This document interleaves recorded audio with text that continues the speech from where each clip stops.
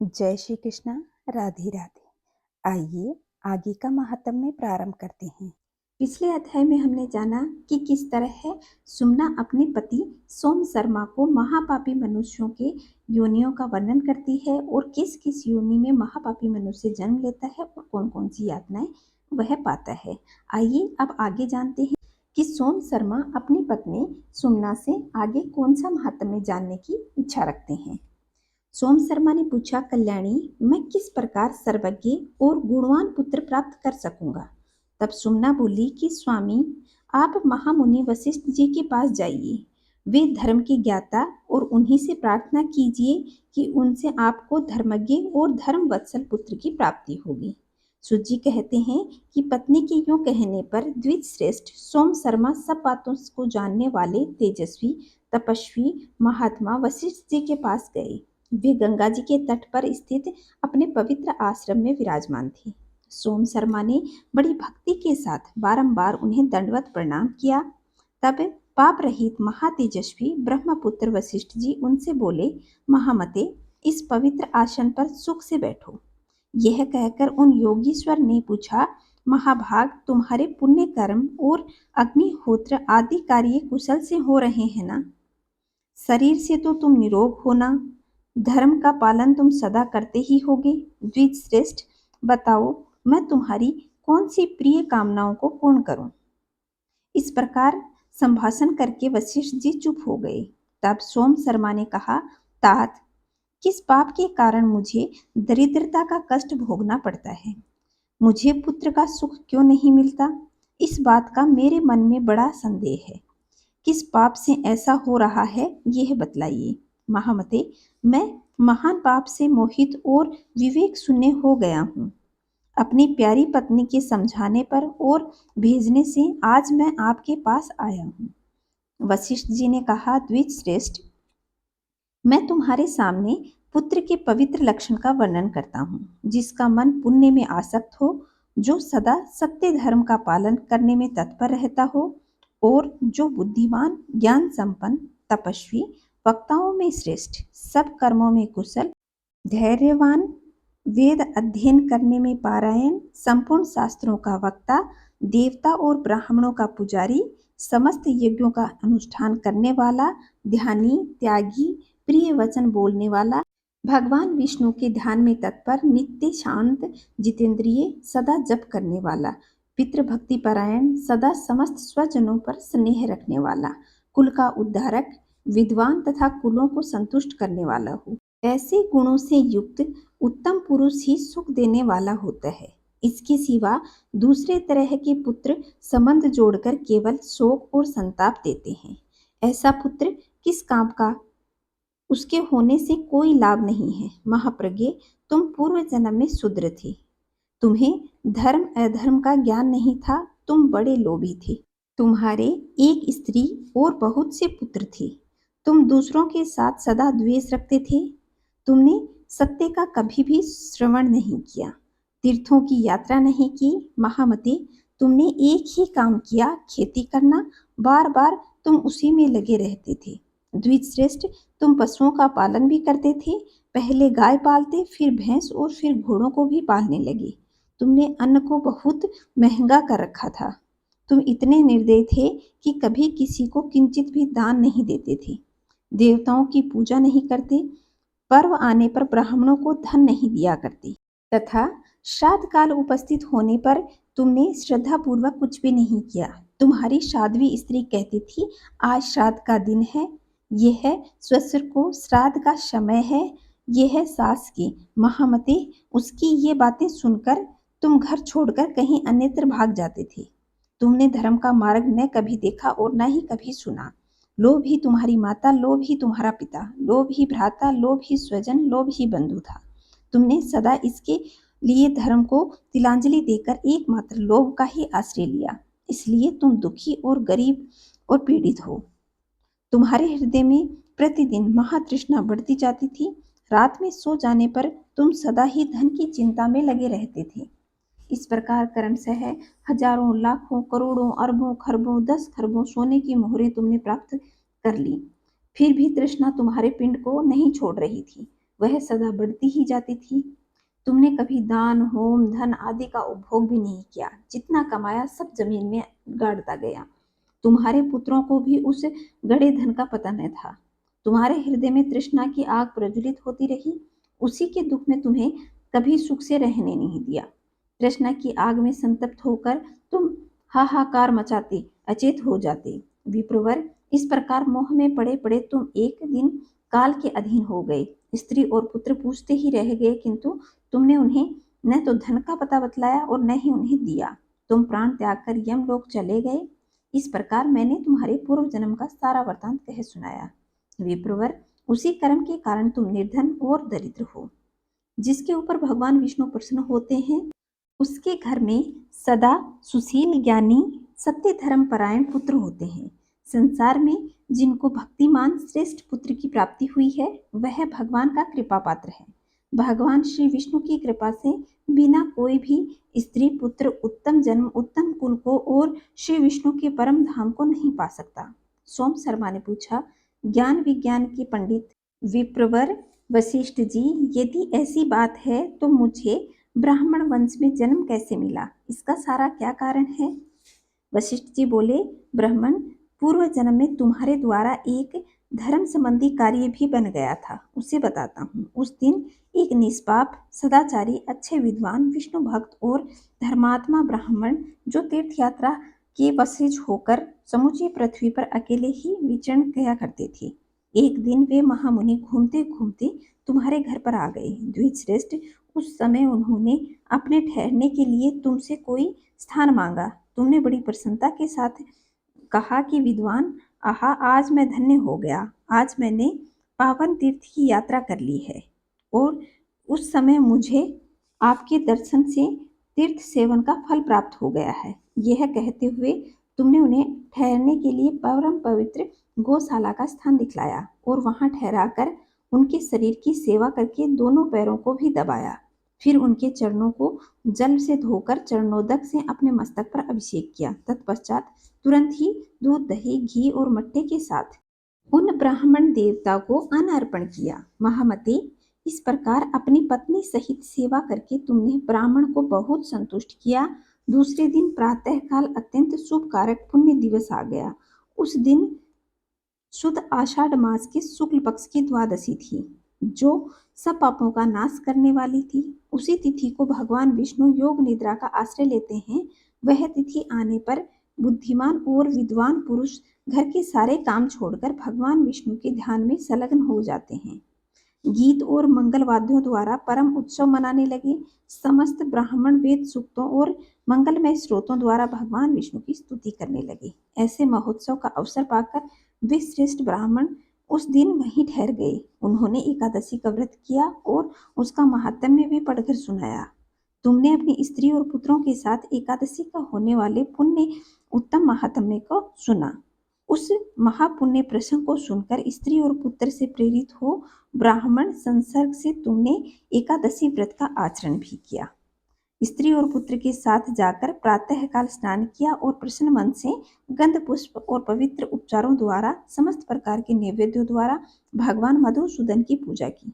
फिर नृत्य और गीत आदि के द्वारा उत्सव मनाते हुए रात्रि जागरण किया। तत्पश्चात भगवान को स्नान कराकर भक्ति के साथ बारंबार उनके चरणों में मस्तक झुकाया और महामते ब्राह्मण दिए हुए भगवान के चरणोदक का पान किया, जो परम शांति प्रदान करने वाला था। उसके बाद ब्राह्मण को भक्ति पूर्वक प्रणाम करके तुमने उत्तम दक्षिणा भी दी और पुत्र एवं पत्नी आदि के साथ व्रत का पारायण किया। इस प्रकार भक्ति और सद्भाव के द्वारा तुमने ब्राह्मण को भली भांति प्रसन्न किया। अतः ब्राह्मण के संग और भगवान विष्णु के प्रसाद के सत्य धर्म की स्थिति होने पर तुमने यह ब्राह्मण शरीर धारण किया है। तुमने धन के लालच में आकर पुत्र का स्नेह त्याग दिया। उसी पाप का यह फल है कि तुम पुत्रहीन हो गई। विप्रवर, उत्तम पुत्र, उत्तम कुल, धन, धान्य, पृथ्वी, स्त्री, उत्तम जन, श्रेष्ठ मृत्यु, सुंदर भोग, सुख, राज्य, स्वर्ग तथा मोक्ष, जो जो दुर्लभ वस्तुएं हैं, वे सभी परमात्मा भगवान विष्णु की कृपा से प्राप्त होती हैं। इसलिए अब से भगवान नारायण की आराधना करके तुम उस उत्कृष्ट पद को प्राप्त कर सकते हो। जो श्री विष्णु का परम पद कहलाता है।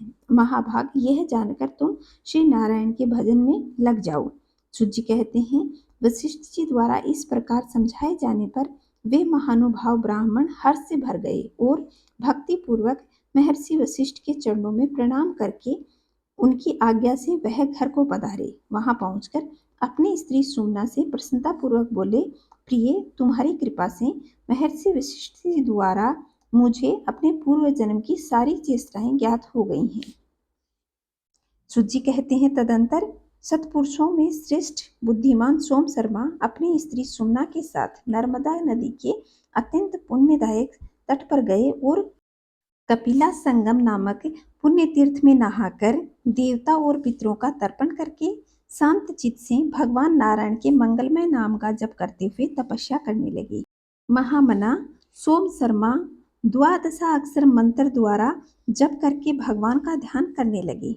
वे सदा निश्चिंत होकर बैठने, सोने, चलने और स्वप्न के समय भी केवल भगवान श्री विष्णु की ओर ही दृष्टि रखते थे। उन्होंने काम क्रोध का परित्याग कर दिया, सदा ही पतिव्रत धर्म में तत्पर होकर अपनी परम सौभाग्यवती सती साध्वी सुमना भी अपने तपस्वी पति की सेवा में लगी रहती थी। सोम शर्मा जब भगवान का ध्यान करने लगते, उस समय अनेकों प्रकार के विघ्न सामने आकर उन्हें भय दिखलाते थे। भयंकर विषैले सांप उनके पास पहुंच जाते, सिंह, बाघ और हाथी आदि कई दृष्टि आकर उन पर टिक जाती और भयंकर तरीके से उन्हें डराने लगती। बड़े बड़े विघ्न आकर उन्हें घेरने लगते। वे महाबुद्धिमान धर्मात्मा ब्राह्मण भगवान श्री विष्णु का ध्यान करते रहते, कभी विचलित नहीं होते। एक दिन की बात है, एक भयानक सिंह भयंकर गर्जना करता हुआ वहां आ गया। उसे देखकर सोम शर्मा भय से थर्रा उठा और भगवान विष्णु के नरसिंह अवतार का ध्यान करने लगा। इंद्र नीलमणि के समान श्याम विग्रह पीतांबर शोभा पा रहा है। श्री भगवान बल और तेज से महान है। वे अपने चारों हाथों में करमसह शंख, चक्र, गदा, पद्म धारण किए हुए हैं। मोतियों का विशाल हार चंद्रमा की भांति चमक रहा है। उनके साथ ही कौस्तुभ मणि भी भगवान श्री विग्रह को उद्भाषित कर रही है। श्रीवत्स का चिन्ह उनके वक्ष स्थल पर शोभा बढ़ा रहा है। श्री भगवान सब प्रकार के आभूषणों की शोभा से संपन्न है। कमल के समान खिले हुए नेत्र, मुख पर मुस्कान की मनोहर छटा है। स्वाभाविक प्रसन्नता और रत्नमय हार उनकी शोभा को दुगनी कर रहे हैं। इस प्रकार परम सौभाग्यवान भगवान श्री विष्णु की मनोहर झांकी का सोम शर्मा ने ध्यान किया। तत्पश्चात वे उनकी स्तुति करने लगे। शरणागत वत्सल श्री कृष्ण, आप ही मुझे शरण देने वाले हैं। देव देवेश्वर, आपको नमस्कार। जिस परमात्मा के उदर में तीनों लोक और 7 भुवन स्थित हैं, उन्हीं की शरण में मैं आ गया हूँ। भय मेरा क्या करेगा? कृत्या आदि प्रबल विघ्न भी जिनके भय मानते हों तथा जो सबको दंड देने में समर्थ हो, उन भगवान के मैं शरण में हूँ। जो समस्त देवताओं, महाकाय दानवों तथा क्लेश उठाने वाले भक्तों को भी आश्रय देते हैं, उन भगवान की मैं शरण में आया हूँ। जो भय का नाश करने के लिए अभय रूप बने हुए हैं और पापों का नाश करने वाले ज्ञानवान हैं तथा जो ब्रह्म रूप के समान एक अद्वितीय हैं, उन भगवान की शरण में मैं आया हूँ। जो रोगों का नाश करने के लिए औषध रूप में है, जिनमें रोग शोक आदि का नाम नहीं है, जो लौकिक आनंद से भी शून्य हैं, उन भगवान की मैं शरण में आया हूँ। जो समस्त साधुओं का पालन करने वाले हैं, जिनकी नाभि कमल की उत्पत्ति हुई है तथा जो विश्वात्मा इस विश्व में सदा ही रक्षा करते हैं, उन भगवान की मैं शरण में आया हूँ। जो सिंह के रूप में मेरे सामने उपस्थित होकर भय दिखला रहा है, उन भयहारी भगवान श्री नरसिंह जी की मैं शरण में आया हूँ।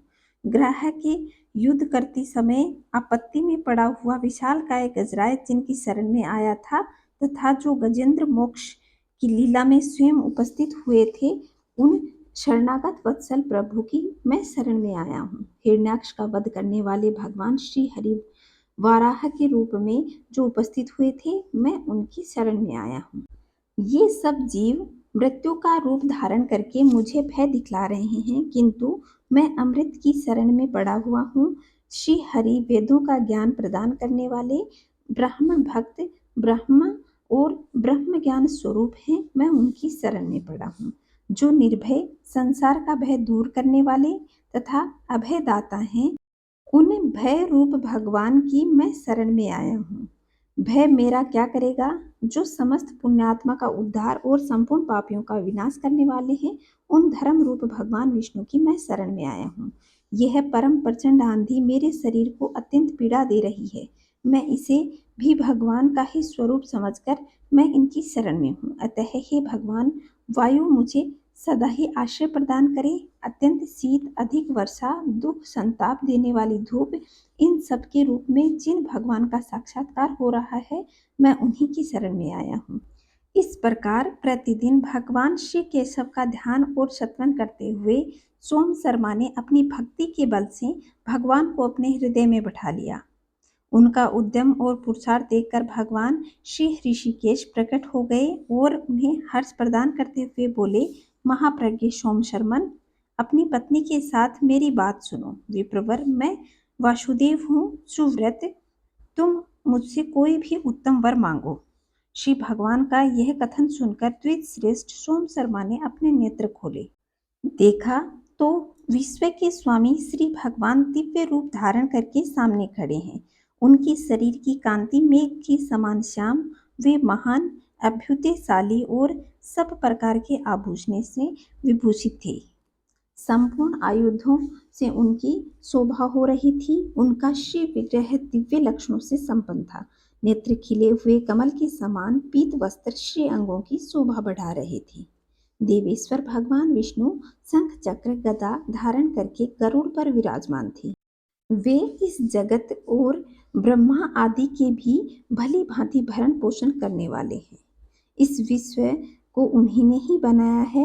वे सनातन रूप धारण करने वाले हैं। वे विश्व के अतीत और निराकार परमात्मा हैं। भगवान जनार्दन को इस रूप में उपस्थित देखकर विप्रवर सोम शर्मा महान हर्ष में भर गया और करोड़ों सूर्यों के समान तेजस्वी तथा लक्ष्मी सहित शोभा बढ़ाने वाले श्री भगवान को साष्टांग प्रणाम करके दोनों हाथ जोड़कर अपनी स्त्री सुमना के साथ उनकी स्तुति करने लगे।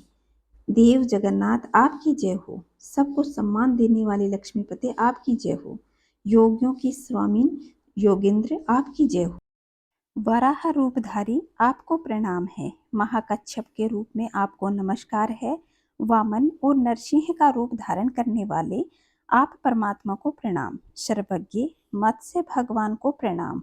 श्री राम कृष्ण ब्राह्मण श्रेष्ठ कपिल और हयग्रीव के रूप में अवतीर्ण होने वाले आप भगवान को प्रणाम। इस प्रकार इंद्रियों के स्वामी भगवान श्री जनार्दन का सत्वन करके सोम शर्मा ने फिर कहा, प्रभु, ब्रह्मा जी भी आपके पावन गुणों की सीमा को नहीं जानते तथा सर्वेश्वर रुद्र और इंद्र भी आपकी स्तुति करने में असमर्थ हैं।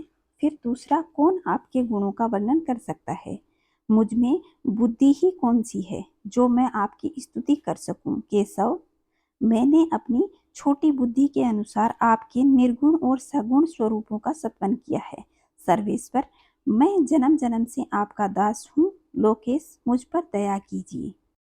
आज का महात्म्य इतना ही। आगे के महात्म्य में जानेंगे कि भगवान नारायण से सोम शर्मा और उनकी पत्नी सुमना कौन सा आशीर्वाद प्राप्त करते हैं और कौन सा शुभ श्रेष्ठ वरदान मांगते हैं। तब तक खुश रहिए और अगर वीडियो पसंद आया हो तो वीडियो लाइक करके शेयर करें और कमेंट में जय श्री नारायण अवश्य लिखिएगा। जय श्री नारायण, जय माता लक्ष्मी।